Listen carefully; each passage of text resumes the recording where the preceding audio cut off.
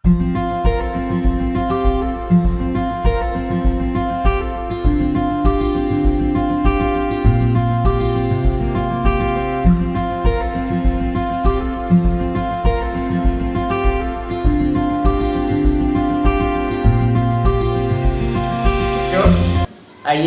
8वीं कक्षा की विज्ञान और अधातु के विषय में आज हम कुछ जानकारी प्राप्त करेंगे। बच्चों, पिछले वीडियो में आपने इसके कुछ भाग पर अध्ययन किया है। अगर वह वीडियो आपने नहीं देखा है तो अपना YouTube चैनल आपकी कक्षा DG7 में उस चैनल को उस वीडियो को आप सर्च कर सकते हैं। सर्च करने के लिए आप सीधे हिंदी में मेरा नाम निर्मल कुमार दुबे लिखकर भी सर्च कर सकते हैं, या फिर इस वीडियो के साथ डिस्क्रिप्शन बॉक्स में उस वीडियो का लिंक आपको मिल जाएगा। आइए हम आगे बढ़ते हैं धातु और अधातु पर। बच्चों, पिछले वीडियो में हमने धातु और अधातुओं के भौतिक गुणों का अध्ययन किया था।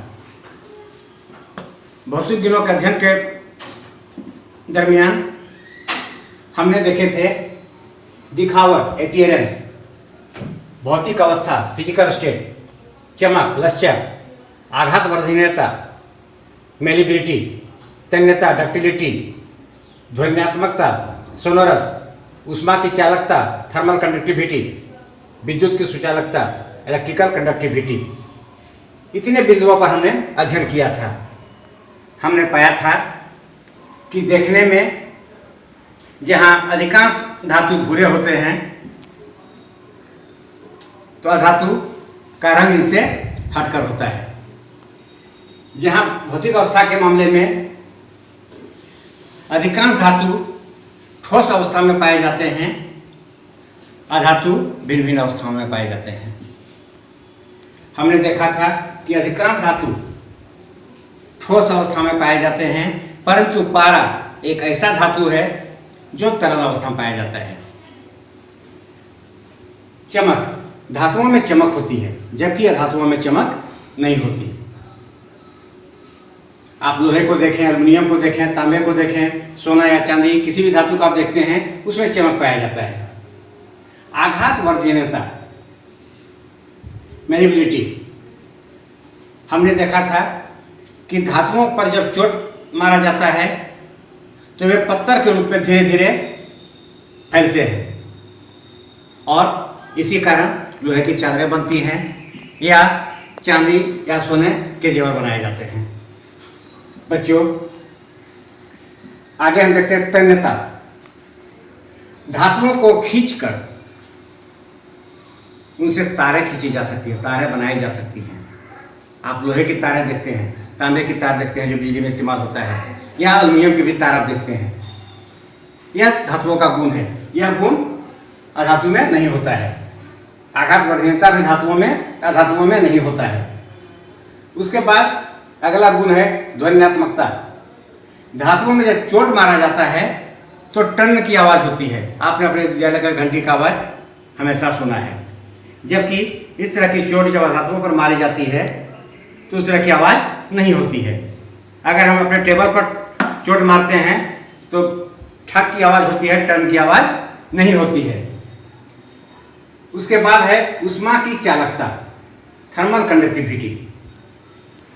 आप देखते हैं अपने घरों में ही कि धातु के बर्तन, डब्बू या छोलनी, जो भी खाना बनाने का औजार होता है, जब उनका इस्तेमाल खाना बनाने में किया जाता है तो एक छोर जो आग के नज़दीक रहता है वह तो गर्म होता ही है, धीरे धीरे दूसरा छोर भी गर्म हो जाता है। जबकि चूल्हे में जल रही लकड़ियाँ जो एक छोर पर जल रही हैं, गर्म हैं, दूसरे छोर पर जब उसे हम छूते हैं तो वह गर्म नहीं होती है। कहने मतलब है कि धातुओं में ऊष्मा की चालकता होती है, धातुओं में ऊष्मा का संचार होता है, जबकि अधातुओं में ऊष्मा का संचार नहीं होता है। अगला गुण हमने देखा था विद्युत की सुचालकता। धातुओं में विद्युत धारा प्रवाहित हो सकती है। यही कारण है कि बिजली की तारों में एल्युमिनियम, तांबे का इस्तेमाल किया जाता है, किसी प्लास्टिक के तार का इस्तेमाल नहीं होता है। धातुओं में विद्युत चालन हो सकता है, जबकि अधातुओं में विद्युत चालन नहीं हो सकता है। बच्चों, ये धातुओं और अधातुओं के भौतिक गुण थे।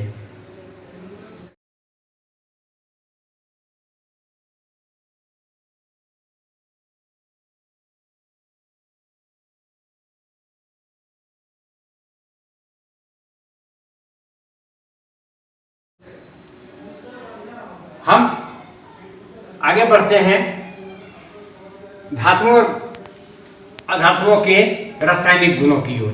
इनके रासायनिक गुणों का हम अध्ययन करते हैं और दोनों का अंतर देखने का प्रयास करते हैं। रासायनिक गुण। बच्चों, धातुएं ऑक्सीजन से अभिक्रिया कर ऑक्साइड बनाती हैं। आपने देखा होगा कि घर में लोहे के दरवाजे होते हैं, या कहीं छड़ पड़ा हुआ है, या और कोई लोहे का सामान पड़ा हुआ है। कुछ दिनों में हम देखते हैं कि उसमें कुछ पपड़ी सी पड़ रही है और वह धीरे धीरे उससे अलग हो रहा है। यह क्या है? धातु ऑक्सीजन के साथ अभिक्रिया करके ऑक्साइड बनाते हैं। धातु ऑक्सीजन के साथ अभिक्रिया कर ऑक्साइड बनाते हैं। ऑक्साइड जैसे लोहे के विषय में मैंने चर्चा किया। लोहा ऑक्सीजन के साथ प्रतिक्रिया करता है और फेरस ऑक्साइड बनाता है। फेरस ऑक्साइड बनाता है। इसी तरह सोडियम ऑक्सीजन के साथ प्रतिक्रिया कर सोडियम ऑक्साइड बनाता है। सोडियम ऑक्सीजन के साथ प्रतिक्रिया कर सोडियम ऑक्साइड बनाता है।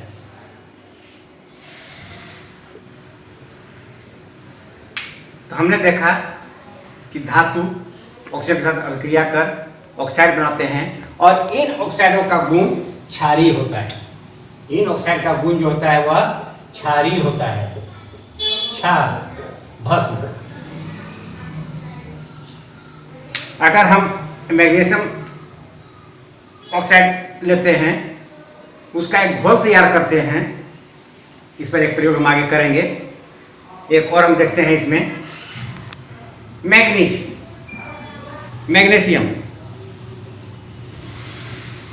मैग्नीशियम भी धातु है और यह ऑक्सीजन के साथ प्रतिक्रिया कर ऑक्साइड बनाती है, मैग्नीशियम ऑक्साइड।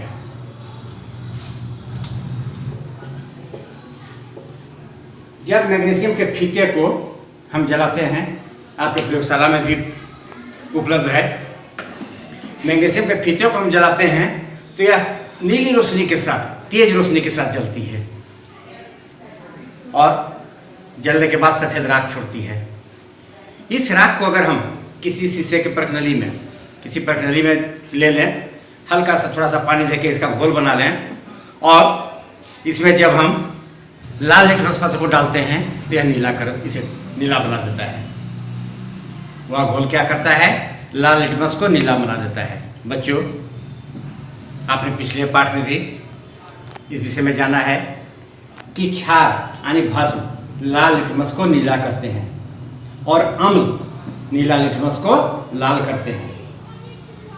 क्षार पर, नीले लिटमस पर क्षार का कोई प्रभाव नहीं पड़ता है, उसी तरह लाल लिटमस पर अम्ल का कोई प्रभाव नहीं पड़ता है।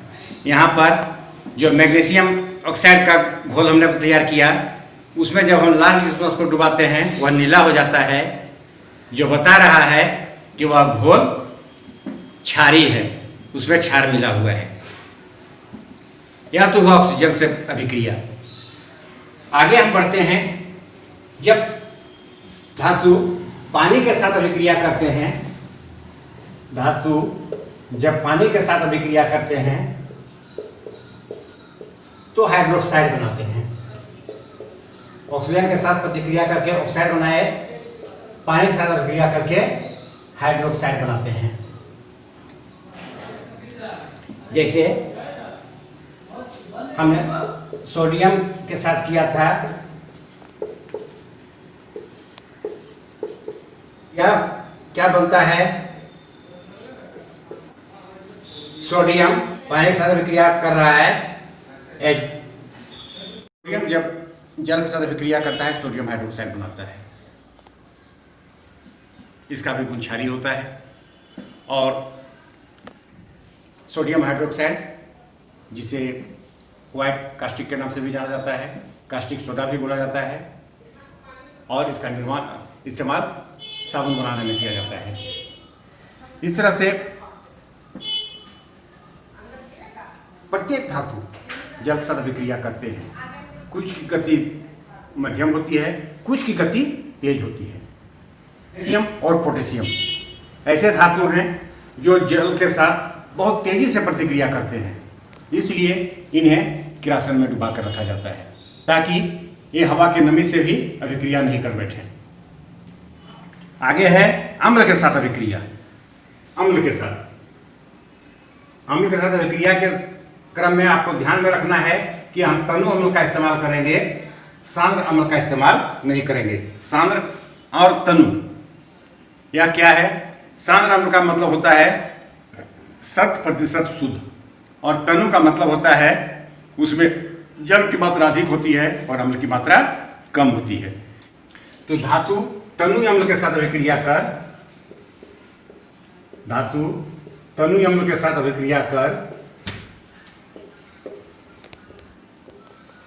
धात्विक अम्ल तैयार करते हैं,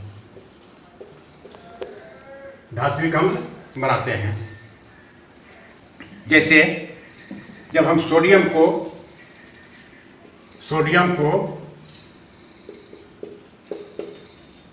तनु अम्ल के साथ मिलाते हैं, प्रतिक्रिया कराते हैं, तो यह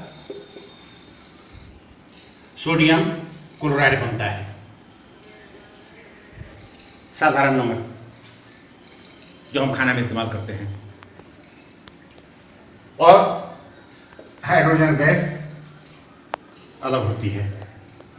जब धातुओं का अभिक्रिया अम्ल के साथ कराया जाता है, तनु अम्ल के साथ कराया जाता है, तो धातुओं का अम्ल तैयार होता है जिनका गुण लवण होता है, नमकीन होता है। यह क्या होता है? लवण। हमने देखा था कि ऑक्सीजन और जल के साथ अभिक्रिया करके धातु क्षार बना रहे थे। ऑक्सीजन और जल के साथ अभिक्रिया करके धातु क्षार बना रहे थे, वहीं अम्ल के साथ अभिक्रिया कर धातु लवण बनाते हैं। कुछ की अभिक्रिया सुस्त होती है, कुछ की अभिक्रिया काफ़ी तेज होती है, कुछ मध्यम होती है।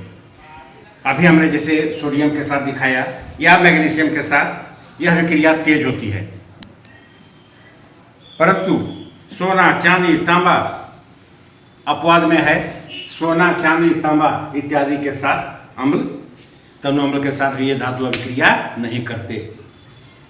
बच्चों एक बार फिर इसे समझ लें।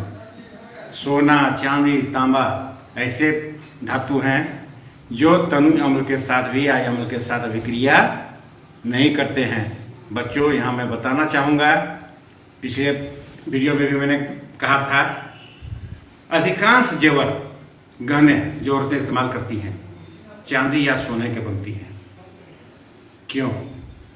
उसका यही कारण है कि आघात वर्धनता जो है वह सोना या चांदी में अन्य धातुओं की अपेक्षा काफ़ी अधिक है। पतला से पतला परत भी सोने का बनाया जा सकता है, जबकि लोहे का अगर पतला से पतला परत हम बनाना चाहेंगे तो वह इतना कमज़ोर हो जाएगा कि किसी इस्तेमाल के काबिल नहीं रह जाएगा। उसी तरह दूसरा गुण क्या है इसका, सोना और चांदी का, कि यह अम्ल के साथ भी अभिक्रिया नहीं करता है। इसीलिए सोने या चांदी के जो जेवर बनते हैं वे बहुत दिनों तक खराब नहीं होते, जबकि दूसरे धातुओं का जेवर बनाया जाए तो वायु में उपलब्ध अम्ल, हवा या पानी से अभिक्रिया कर वे जल्द ही खराब हो जाएंगे। आगे हम आते हैं क्षार के साथ अभिक्रिया। धातु क्षार के साथ कैसे अभिक्रिया करते हैं और क्या बनाते हैं? तो क्षार के साथ नहीं करते। बच्चों ध्यान रहे, धातु क्षार के साथ अभिक्रिया नहीं करते हैं, लेकिन कुछ धातु अपवाद में हैं, जैसे लेड, एल्युमिनियम और जस्ता। लेड जिसे हम शीशा कहते हैं। शीशा आप नहीं पहचानते होंगे तो दुकानदारों के यहाँ आपने बाट देखा होगा। बाट के पीछे तरफ एक गड्ढा होता है, उसमें एक अलग धातु भरी हुई होती है, जिसे शीशा बोला जाता है, वही विज्ञान की भाषा में लेड है। तो लेड, एल्युमिनियम और जस्ता ये क्षार के साथ अभिक्रिया करते हैं और क्षार के साथ अभिक्रिया करके एक अलग यौगिक बनाते हैं। जैसे सोडियम हाइड्रोक्साइड क्या है, हमने पीछे भी देखा, जब सोडियम की प्रतिक्रिया, सोडियम का जब जल के साथ अभिक्रिया कराया जाता है तो सोडियम हाइड्रोक्साइड बनता है जो क्षार है। और जब इसका एक हम धातु के साथ अभिक्रिया कराते हैं, जिंक के साथ, जिंक धातु है, इसका जब हम अभिक्रिया कराते हैं तो यह क्या बनाता है, सोडियम जिंकेट बनाता है, सोडियम जिंकेट बनाता है और हाइड्रोजन गैस मुक्त करता है।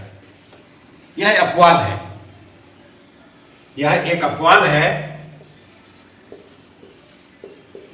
वैसे साधारण रूप में, सामान्य रूप से धातु क्षार के साथ अभिक्रिया नहीं करते हैं। बच्चों, अब आते हैं हम अधातुओं पर। ठीक इसके उलट धातुओं का गुण है, हमने देखा था कि धातु ऑक्सीजन के साथ अभिक्रिया करके क्या बना रहे थे, धातु ऑक्सीजन के साथ अभिक्रिया करके ऑक्साइड बना रहे थे, ऑक्साइड बना रहे थे, जिनका गुण क्या था, क्षारीय था। अब हम आते हैं अधातु पर।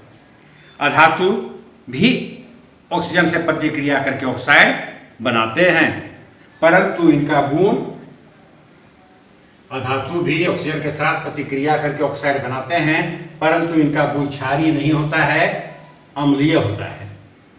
ठीक धातुओं के उलट का गुण अम्लीय होता है।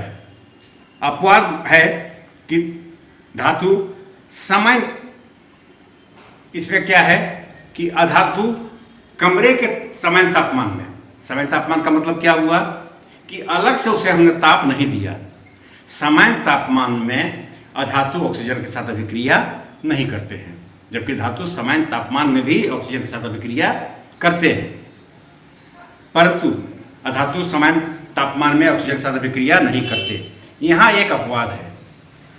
अपवाद क्या है, फास्फोरस। बच्चों, बचपन में हम सुनते थे कि कहीं श्मशान है या नदी किनारा है जहाँ पर कीचड़ आदि होते हैं, वहाँ मत जाओ, वहाँ रात में रोशनियाँ जलती हैं, वहाँ भूत होता है। लेकिन विज्ञान ऐसी भाषा को नहीं मानता है, न तो भूत होता है, वह कपोल कथा है। सच्चाई यह है कि फास्फोरस हमारे जमीन के अंदर भी है और बहुत जगह पाया जाता है, बहुत आयत से पाया जाता है। कहीं कहीं मिट्टी के अंदर फास्फोरस है, उसे ऑक्सीजन वहाँ उसे नहीं मिल रहा है, अचानक जब वह किसी कारण से बाहर आता है, ऑक्सीजन के संपर्क में आता है, तो वह जल उठता है। और किसी ने देखा, उसे लगा कि वहाँ पर भूत है।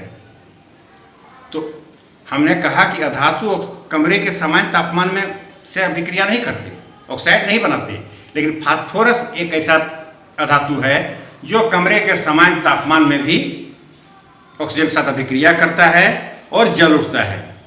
इसीलिए फास्फोरस को पानी में डुबा कर रखा जाता है ताकि वह सीधे ऑक्सीजन के संपर्क में नहीं आ सके।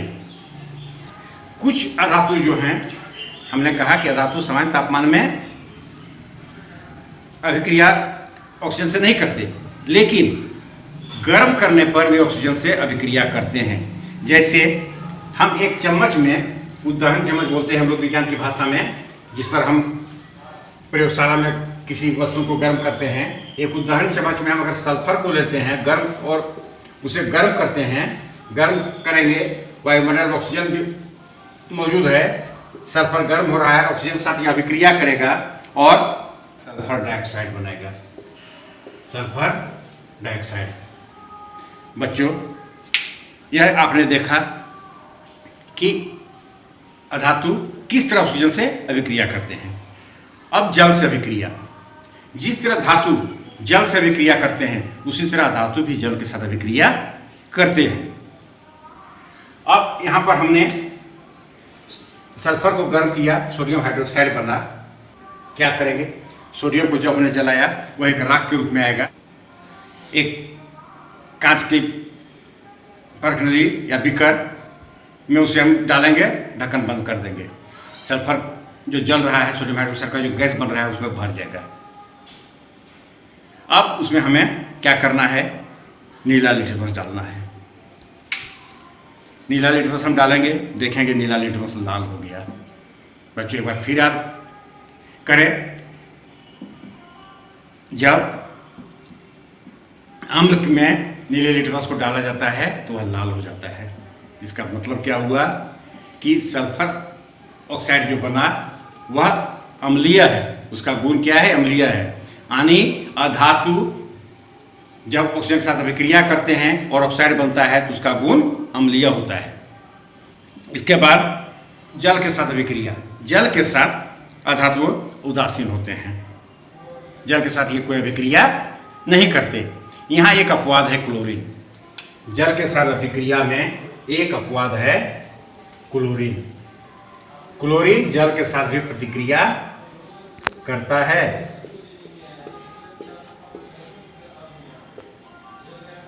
और ऑक्सीजन विमुक्त करता है। हमने देखा था कि धातु जब जल के साथ अभिक्रिया करते हैं तो ऑक्साइड बनाते हैं और हाइड्रोजन छोड़ते हैं, जबकि अधातु जल के साथ अभिक्रिया नहीं करते हैं। लेकिन अपवाद में क्लोरीन है जो जल के साथ अभिक्रिया करता है और जल के साथ अभिक्रिया करके या क्या बनाता है, हाइड्रोक्लोरिक अम्ल बनाता है। HCl हाइड्रोक्लोरिक अम्ल बनाता है और ऑक्सीजन छोड़ता है। आपका पाठ यहीं पर है, समाप्त हो रहा है।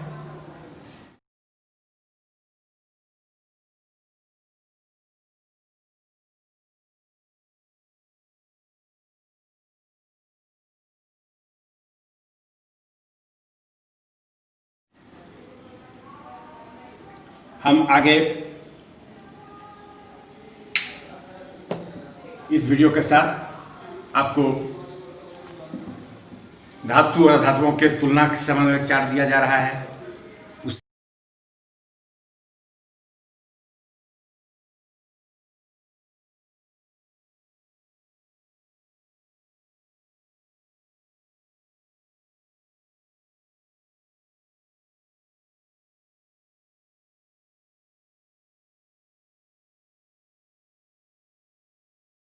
उसे आप ध्यान से देखेंगे, दोनों का अंतर समझ में आ जाएगा। एक बार फिर कहूँगा कि अगर पिछला वीडियो आपने नहीं देखा है तो डिस्क्रिप्शन बॉक्स में उस वीडियो का लिंक दिया गया है, उसे आप देखें। इस वीडियो को सब्सक्राइब करें, लाइक करें और अपने अन्य दोस्तों को शेयर भी करें ताकि आपके साथ वे भी इसका लाभ ले सकें। धन्यवाद।